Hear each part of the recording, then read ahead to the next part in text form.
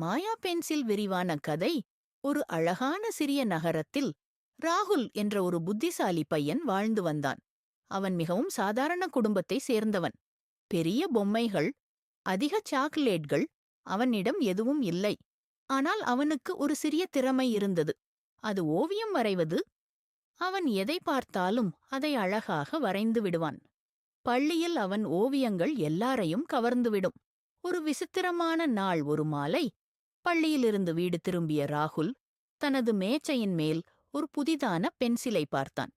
அது சாதாரண பென்சில் இல்லை. அது மெதுவாக ஒளிவிட்டு குலுங்கிக் கொண்டிருந்தது. ராகுல், இது என்ன பென்சில்? அம்மா வாங்கினார்களா? அவன் அம்மாவிடம் கேட்டான். அம்மா, இல்லையே, நான் வாங்கலே. ராகுலுக்கு சற்று ஆச்சரியம். ஆனால் அவன் அதை பயன்படுத்த முடிவு செய்தான். மாயம் தொடங்குகிறது. அவன் ஒரு காகிதத்தை எடுத்தான். ராகுல், சரி, ஒரு ஆப்பிள் வரைந்து பார்க்கலாம். அவன் அழகாக ஒரு சிவப்பு ஆப்பிளை வரைந்தான். அந்த காகிதத்தை பார்த்துக் கொண்டிருந்த போது அந்த ஆப்பிள் காகிதத்திலிருந்து வெளியே வந்து உண்மையான ஆப்பிளாக மாறிவிட்டது. ராகுல், வாவ், இது மாயா பென்சில். அவன் அந்த ஆப்பிளை எடுத்துக்கொண்டு சாப்பிட்டான். ராகுல், இது ரொம்ப சுவை. ஆசை அதிகரிக்கிறது. அடுத்த சில நிமிடங்களில் ராகுல் நிறைய விஷயங்களை வரைந்தான். சாக்லேட், ஐஸ்கிரீம், பெரிய கார்கள், வீடியோ கேம். அவன் வரைக்கும் ஒவ்வொரு விஷயமும் உண்மையாக மாறியது. ராகுல், இப்போ நான் எதையும் வாங்க வேண்டிய அவசியமே இல்லை, கட்டுப்பாட்டை இழந்தான். ஆனால் சிறிது நேரத்தில் அவன் அறை முழுக்க பொருட்கள் நிரம்பிவிட்டது. சாக்லேட் பெட்டிகள், பொம்மைகள், பெரிய பெரிய பொருட்கள். அவன் நடக்கக்கூட இடமில்லை. ராகுல், ஐயோ, இது என்ன ஆகிடுச்சு? அவன் கீழே விழுந்தான்.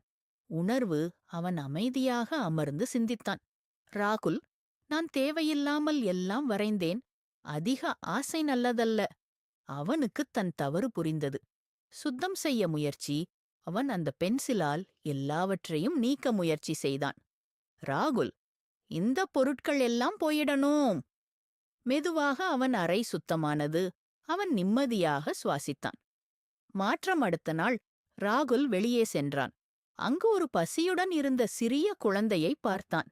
குழந்தை பலவீனமாக, எனக்கு சாப்பாடு இல்லை.